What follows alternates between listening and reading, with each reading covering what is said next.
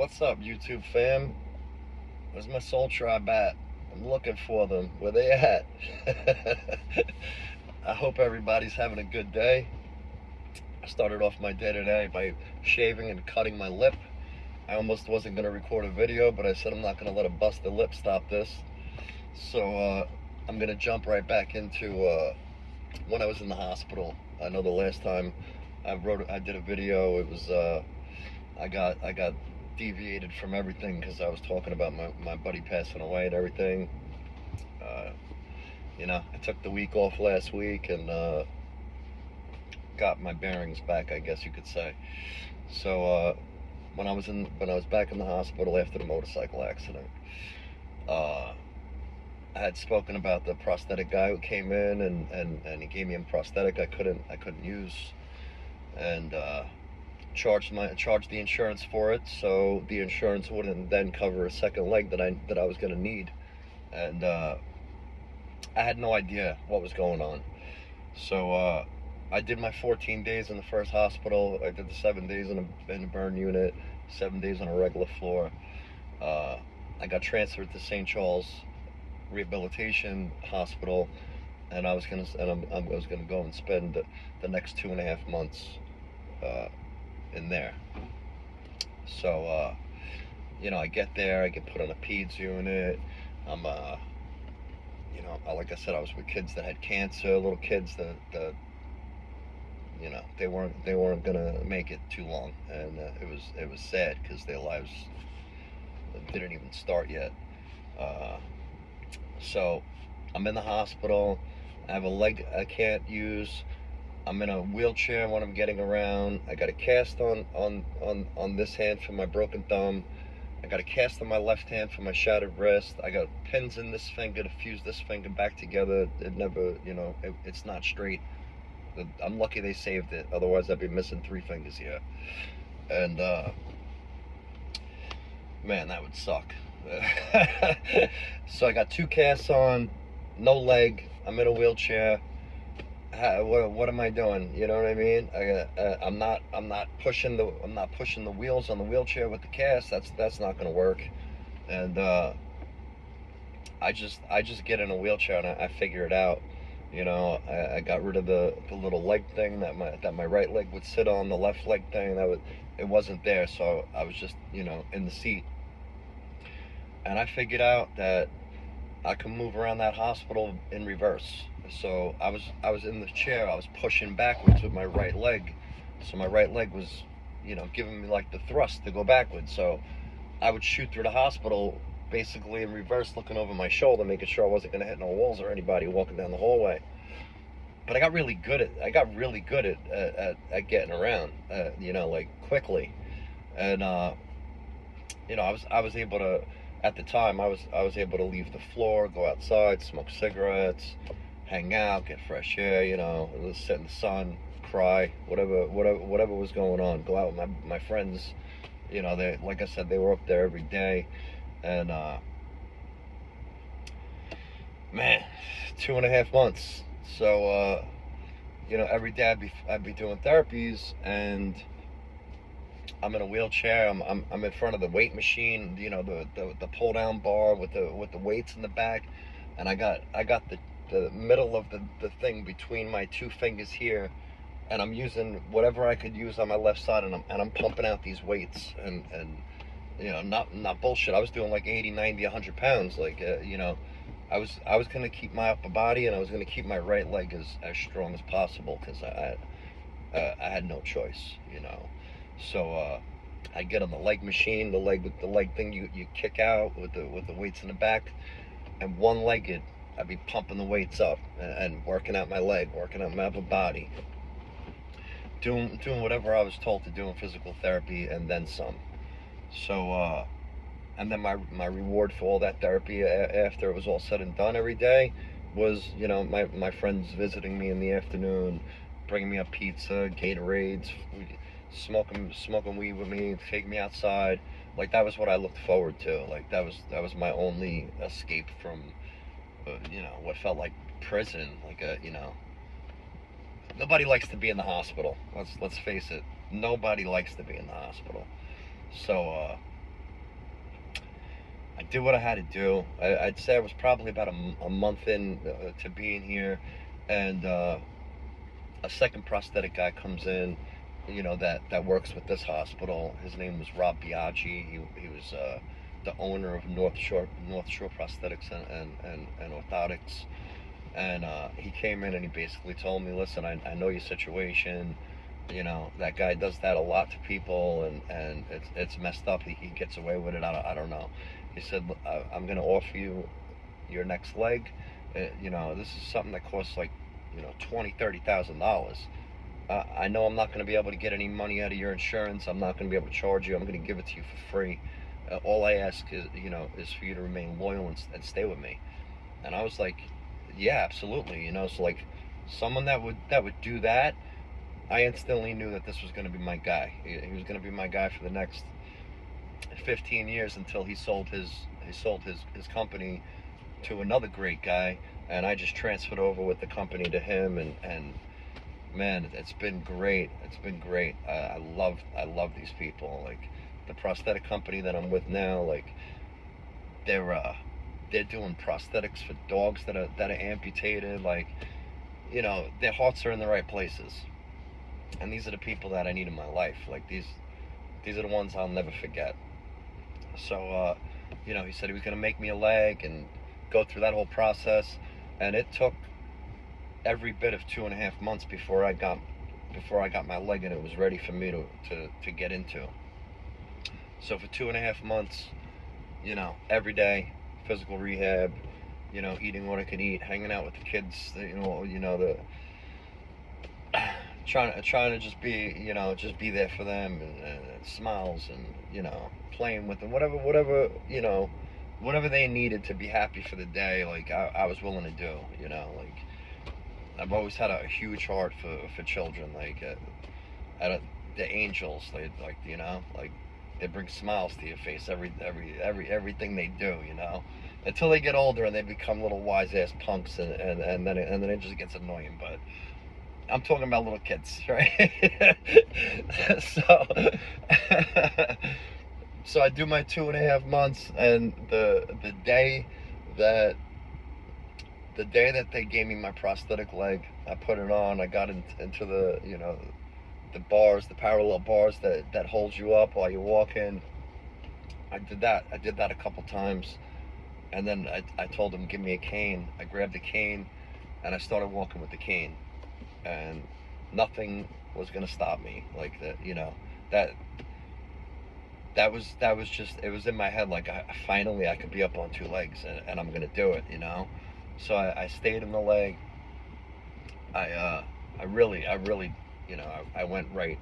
I went hard quickly, and I remember I had two girlfriends that were family friends that came up to visit me, and they were like, oh my God, you're walking. They were so happy to see me. I was like, yo, let's go out to eat.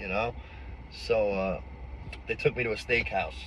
I'm not supposed to be out of the hospital like this, but I couldn't help but celebrate, and I went to the steakhouse. I had a great dinner.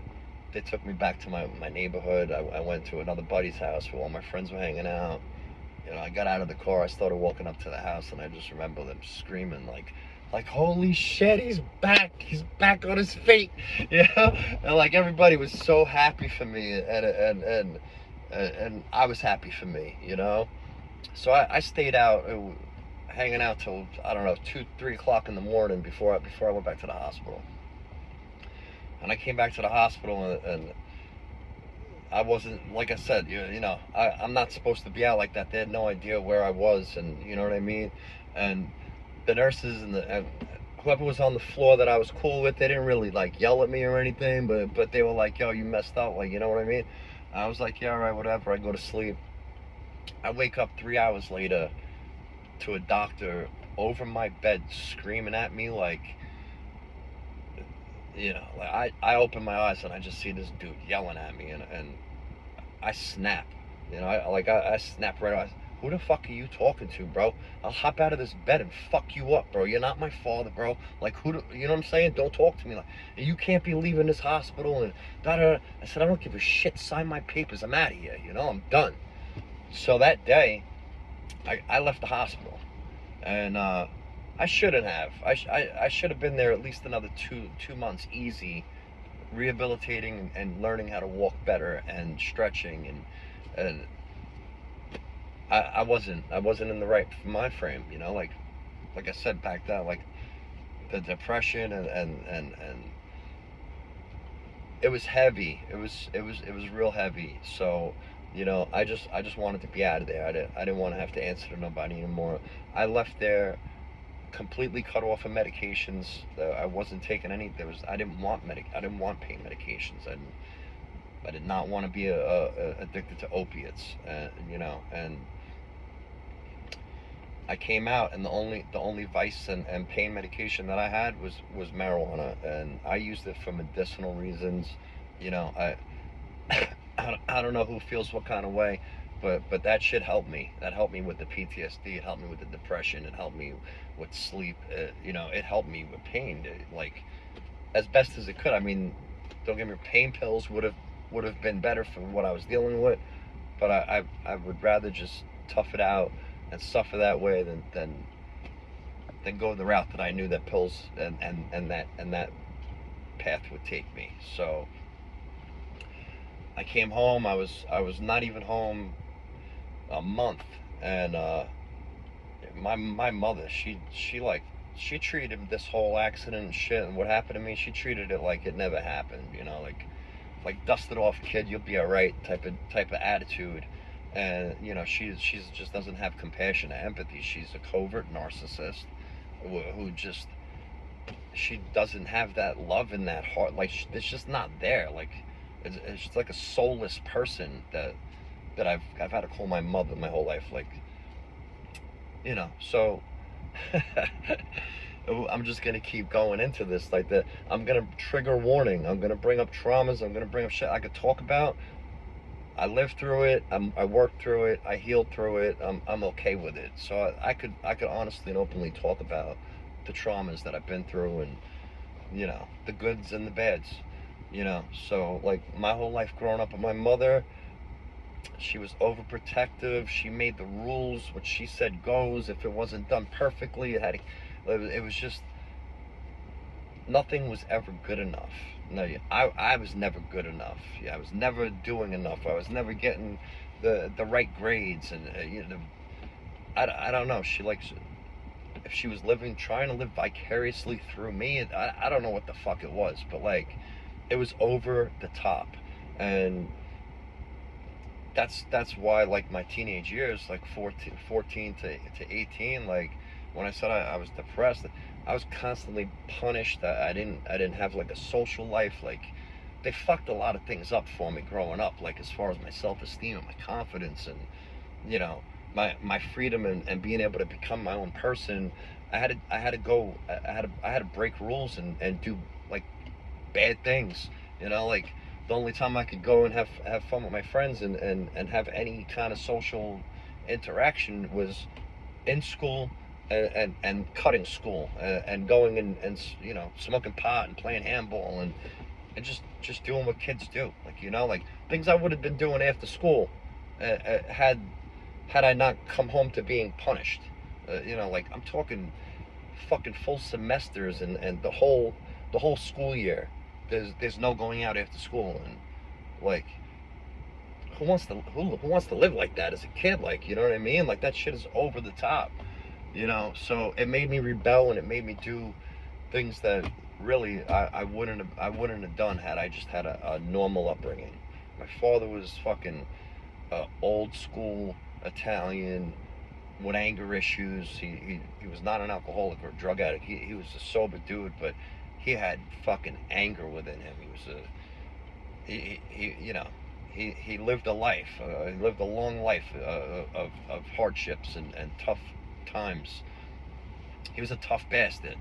Like I never seen my father lose a fight or back down from one. Like people saw the vein popping out in his temples, they most of the times they turned around and walked away.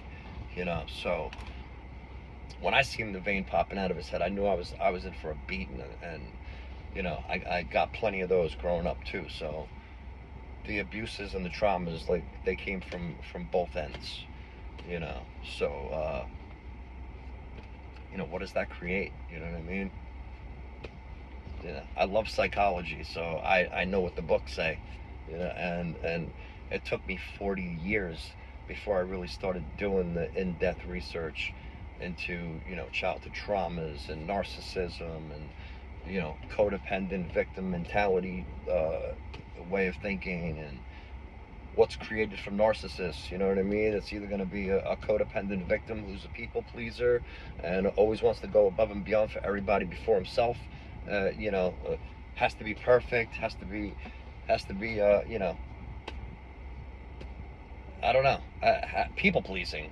Like, which is gross. Like, I couldn't understand throughout the years, like, why I chose to be around certain people. Like, was it I didn't feel I was good enough? Like, I don't know. Like, I should take the bullying and the mistreatment just to have someone to call a friend, like, or friends.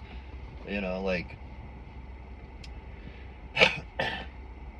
it's just the way I was molded, and from an early age, it was a toxic upbringing and dysfunctional family environment. Stress and yelling and fighting and beatings and punishments. It was just always having to be, being able, like I said, I could read the room, always having to feel the energy in the room to know if it was safe to even be around. Like, like, I learned that, I picked that up 3 years old and beyond.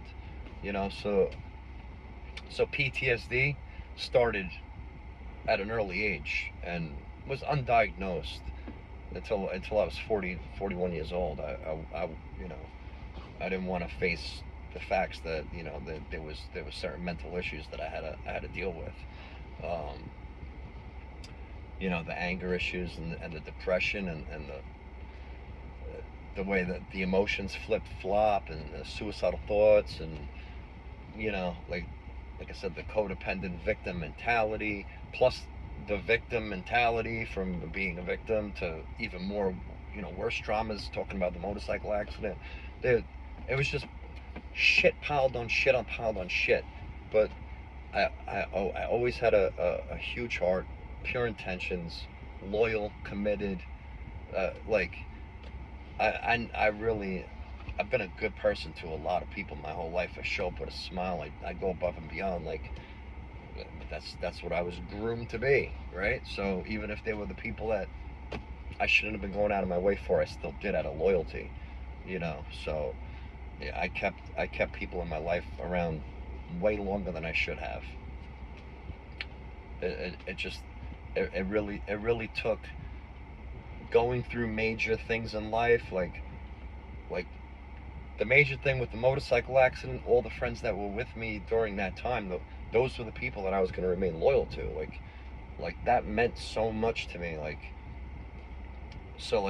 there was nothing I wouldn't do for these guys, and I did a lot. I did a lot more than anybody else has, and whether they want to admit it or not, like, I never took from anybody. I was always giving, and I was very giving, so many ways. Um, I just got totally off tangent. This is what the ADHD, like, I'm gonna go back to coming out of the hospital. My mother basically treating me like shit didn't happen. I'm home a month. I still, I'm walking with a cane. I'm gonna walk with this cane for the next 15 years. So, things. I tried walking without the cane. The way the legs that I first got, the technology in the legs, the way they were decent, but if you didn't strike your heel when you were walking a perfect way to lock the knee would just buckle. So out of nowhere, I would just hit the floor like a bag of bricks. Like, I'd go down like an old man, like, and it hurt. Every time I fell, it hurt. So I walked with the cane just to know that I was never going to take falls like that, and I had that cane for 15 years. until the technology got better. Thank God. So I'm not even home a month. I'll even rewind. When I first got home, I came home to no, there was no financial assistance from my family. You know, I had a roof over my head and food in the fridge, but that was it. There was no allowances given to me, money's given to me. Like, it was, you know, I'm waiting for my disability to kick in, basically. So I remember this was a really, this was one of my lowest points in life, you know, and I had nothing, absolutely nothing. And I knew a couple of my friends worked for a local pizzeria, and I knew the owner of the pizzeria, and he let me put like a change jar thing with, you know, with the label on the front, you know, saying, you know, I'm in a tough spot, motorcycle accident, I got no money, I need help. And I would go, and my friends would take me up there to get that jar like every day, every couple of days, and that's how I got money, and that basically begging, you know, and feeling like that, begging for money and not having shit, man, I couldn't live like that, like, so I needed to do something, and I needed to do something quick. Um, Within a month of being home, my mother was, you need to go get a job. You need to contribute to the house. And I'm like, yeah, ma, that's great. That's what I'll do. You know, like, so thank God I had a good relationship with a local deli owner, and he was about 10 blocks away from my house. I worked there before. I begged him for my job back. I said I really need the money. He hired me right back, and I was getting on a mountain bike every morning, 5:30 in the morning, tying my left shoelace, my fake leg, to the pedal of the mountain bike, and riding with one leg to the deli, 10 blocks or so. And I did this every day for a couple of months. And it wasn't easy. Being on my feet all day, you know, cooking and making sandwiches and doing the cashiers, registers, dropping deliveries off. I did it all. You know, it was a full-time job, and you know, thank God, you know, it was off the books money, so it wasn't gonna mess with my disability claim. And you know, I did that for a few months, and man, this shit was tough. It was really tough. You know, like, again, where my mentality was, I was just waiting on a lawsuit, and see you later, goodbye world. You know, so I started doing drugs. You know, like, mainly cocaine, with a buddy that, you know, we would do a lot of that shit on a weekend basis. You know, it was, I never did it before in my life, and I was like, fuck it, you know, I almost died, and I don't care about dying now. And like, when you have that kind of mentality that life doesn't mean shit to you, you got nothing to lose, you got nothing to gain, that hopelessness, that helplessness, being faithless, you know, that's a recipe for disaster. And it was bad. It was bad. Things got really bad for the next year. I'm gonna leave it at that, and I'll come back to this on a high note, because, you know, enough is, it's been 24 minutes, and I appreciate whoever's listening to this, and just could hear the story, and maybe at the end of the day be like, all right, maybe my life's not so bad, maybe my relationship's not so bad, maybe my upbringing wasn't so bad. I don't know. Maybe my addictions aren't so bad. Maybe I'm worth more, and I gotta love myself a little more, because it's not that bad. It could always be worse, and that's a fact. So, love and light. Thank you, and I'll talk to you guys soon.